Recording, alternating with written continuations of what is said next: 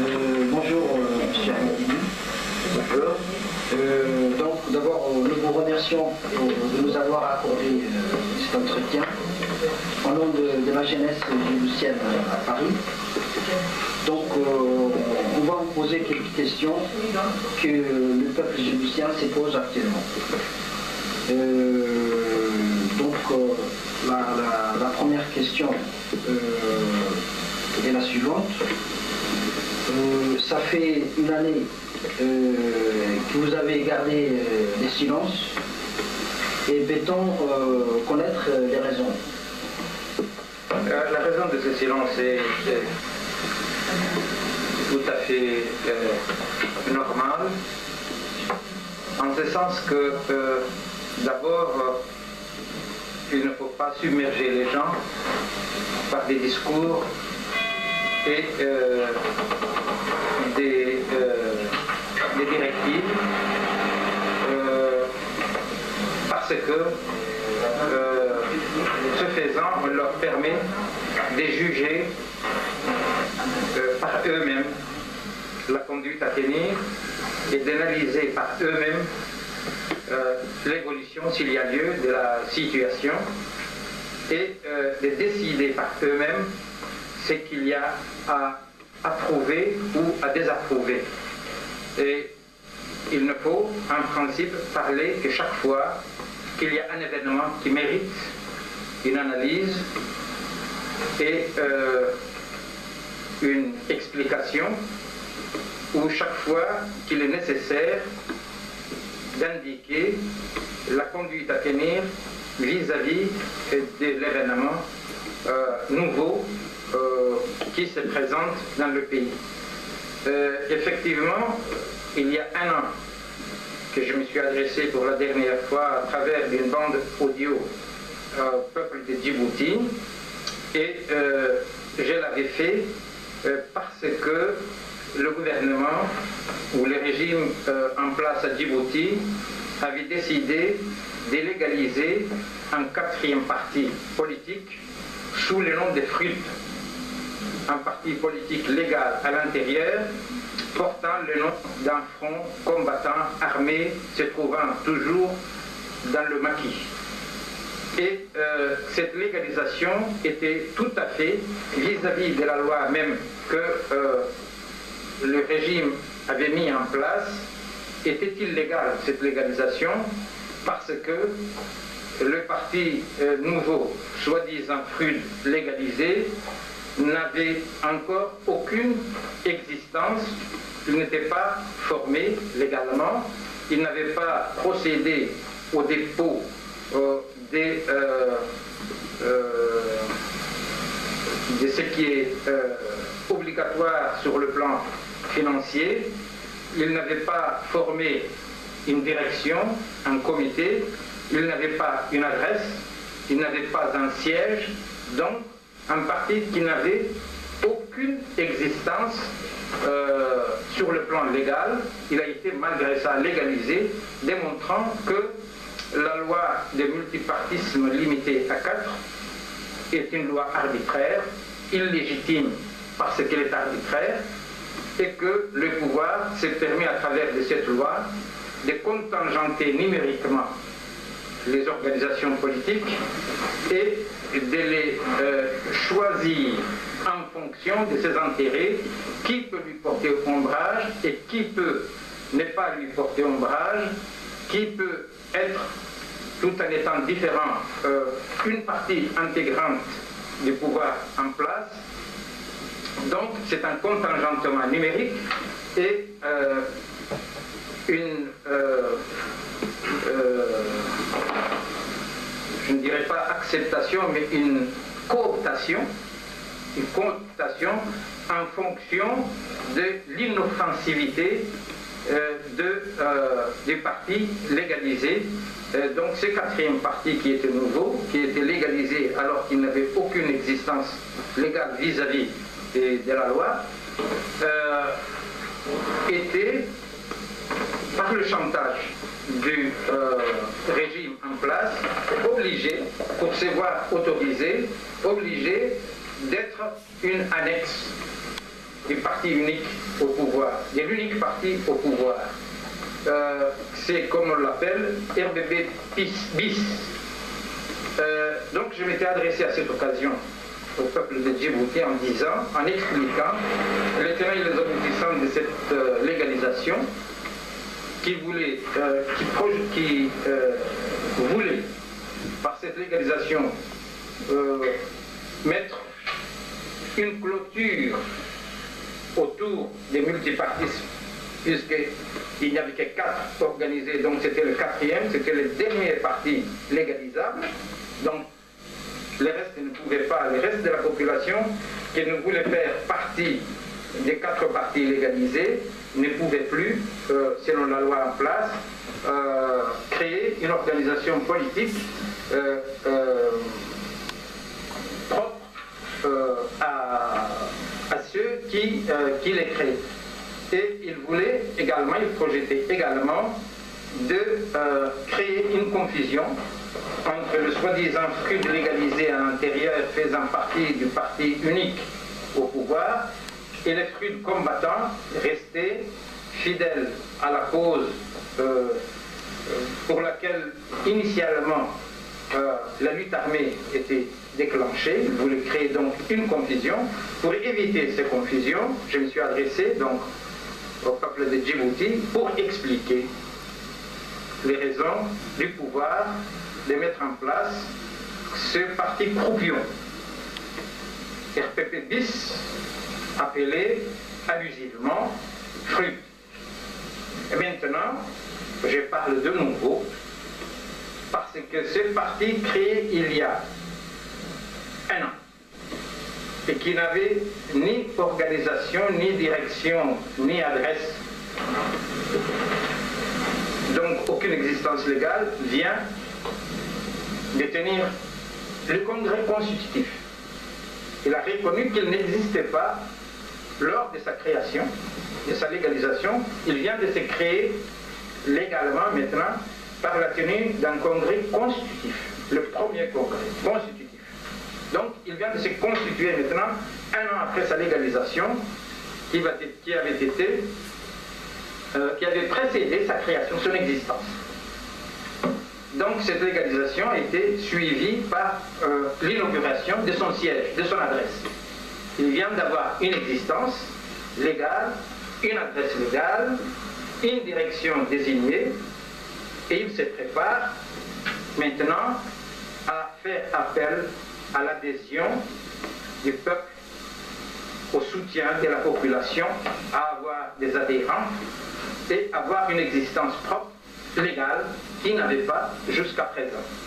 C'est la raison pour laquelle maintenant je suis prêt à répondre à vos questions. C'est la raison pour laquelle je m'étais abstenu de prendre la parole pour laisser au peuple de Djibouti d'analyser, de constater, de considérer, de décider par lui-même si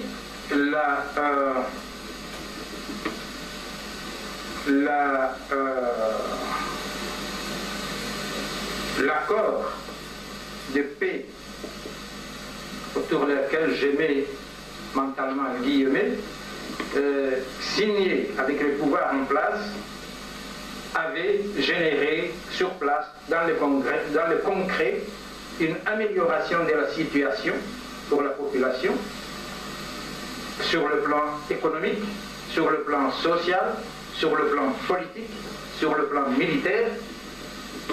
Qu'est-ce que cela a apporté?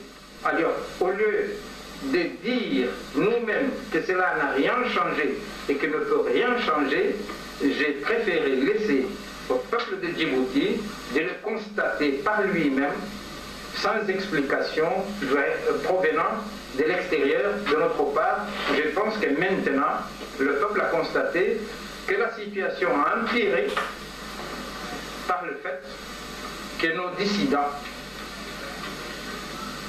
ont rejoint le pouvoir en renforçant ses pouvoirs dans son penchant naturel répressif, prédateur, diviseur de la population, et je dirais un pouvoir contraire à l'intérêt du pays et du peuple.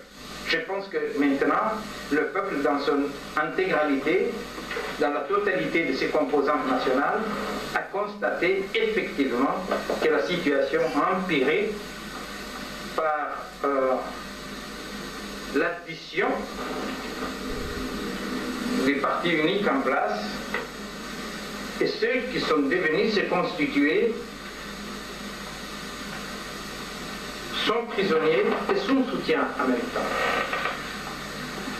Oui, donc j'ai aussi une question par rapport à l'opposition djiboutienne. Je parle de l'opposition djiboutienne interne. Est-ce que le FRUD a des contacts avec l'opposition djiboutienne? Le contact s'exerce de plusieurs manières. Il y a un contact direct, il y a un contact indirect, un contact épistolaire et un contact par messager. Plusieurs manières. Le contact direct, nous n'avons pas parce que l'opposition de l'intérieur n'a pas la liberté de sortir, étant donné que la liberté de circulation prévue par la Constitution est dans la réalité supprimée par le pouvoir qui est caractérisé par la violation constante de la Constitution. Les membres de l'opposition intérieure ne peuvent même pas sortir à l'extérieur pour des soins médicaux. Il y a un opposant que je connais qui a été opéré du cœur, qui devait passer auprès de son chirurgien une visite de contrôle, un bilan de contrôle. Il a été empêché de voyager. Le pouvoir le condamne à mort en l'empêchant de consulter son chirurgien qui a procédé à l'opération sur son cœur. Donc c'est l'extrême. L'opposition antérieure donc n'a pas la liberté de déplacement, pourtant prévue par la Constitution. Et nous ne pouvons pas aller à Djibouti pour les rencontrer, étant donné la situation que vous comprenez. Donc il reste d'autres manières de contact, le contact indirect. Et cette manière de contact existe bel et bien entre nous, à travers des messagers, à travers des écrits et de communication, des différentes formes, différents moyens et différentes manières. Et les résultats de ces contacts, c'est que nous sommes tous d'accord, aussi bien opposition extérieure que l'opposition intérieure, nous sommes tous d'accord sur la nécessité qu'un pouvoir qui a amené le pays dans la situation où il se trouve sur une période de 20 ans, puisque le régime de M. Hassan Ouled se trouve au pouvoir depuis 20 ans. Et depuis 20 ans, il a, tout en portant le nom de Progrès, RPP, c'est le Parti populaire pour le progrès. Et ils ont un journal qui parle leur nom, qui s'appelle Le Progrès. Malgré le progrès, en 20 ans de régression, ils ont mené le pays au point zéro. Évolution zéro.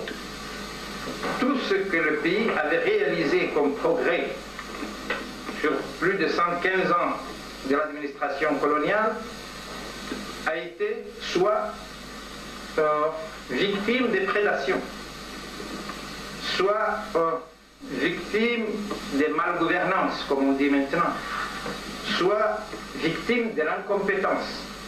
Le pays est au bord de la banqueroute. Et au jour où je vous parle maintenant, la plupart des ministres sont en déplacement, aussi bien en Asie qu'en Europe, à la recherche des fonds. C'est-à-dire, ils font la manche, ils demandent, ils quémantent. Bon, demander de l'aide, ce n'est pas honteux. Beaucoup de pays sollicitent l'aide des pays développés. Mais l'aide aide à survivre, mais n'aide pas à progresser. et ne peut pas être la base de l'évolution d'un pays. C'est un palliatif. On aide un pays en vue d'un programme, d'une action ponctuelle, sectorielle, comme on dit. Mais un État qui a détruit tout ce qu'il avait. Toute la trésorerie qui s'est trouvée en place, aussi bien la trésorerie de la caisse des retraites, la trésorerie des établissements publics et parapublics, et la trésorerie publique propre de l'État, tout a été absolument anéanti. Et aucune banque, FMI ou Banque mondiale, ou les fonds koweïtiens, saoudiens ou n'importe quoi, ne finance et ne financera la reconstitution des trésoreries perdues. Ce qui est perdu totalement. Bon. Immédiatement après l'indépendance, le pays avait mis quelques établissements industriels productifs. Tout a été détruit. Aussi bien l'usine des eaux minérales, des Tajoura, que l'usine de la laiterie de Djibouti, ou l'usine des alimentations de bétail, ou la société Air Djibouti. Tout ce qui était productif a été avalé. Ce qui est avalé, digéré, terminé. Et le déplacement de nos ministres et de notre président, le président va se déplacer dans quelques temps, comme nous l'avons appris, vers certains pays arabes pour solliciter des fonds. Mais ces pays-là ne financeront pas la reconstitution des trésoreries. Un pays sans trésorerie ne peut financer aucun investissement. Bon. Et sur le plan social, les avantages acquis que la loi protège ont été annihilés. Les droits syndicaux ont été annulés. Alors, en 20 ans de gouvernement et d'administration, en 20 ans de pouvoir absolu, le régime de M. Goulet a ramené le pays par une régression continue, chaque année plus que les précédentes. Il l'a ramené au point zéro de l'évolution et des progressions. Alors, comment un tel pouvoir, qui a démontré sur 20 ans son antinomie avec la raison de l'État, avec l'intérêt du pays, sollicite encore, prétend encore vouloir diriger le pays sur le chemin de l'évolution et des progrès. Pour moi, ce n'est pas intelligible, ce n'est pas crédible, et ce n'est pas visible. Jusqu'à présent. Jusqu'à présent. Le contraire, c'est-à-dire la régression est sûre. Donc nous allons revenir sur d'autres questions. Il y a M. Ibrahim qui a des questions à vous poser. Bonsoir M. Redveni. Je voudrais vous poser 3 questions. Et la première est la suivante. Je voudrais savoir quelle est la situation actuelle de réfugiés djiboutiens en Éthiopie. D'abord, les réfugiés djiboutiens en Éthiopie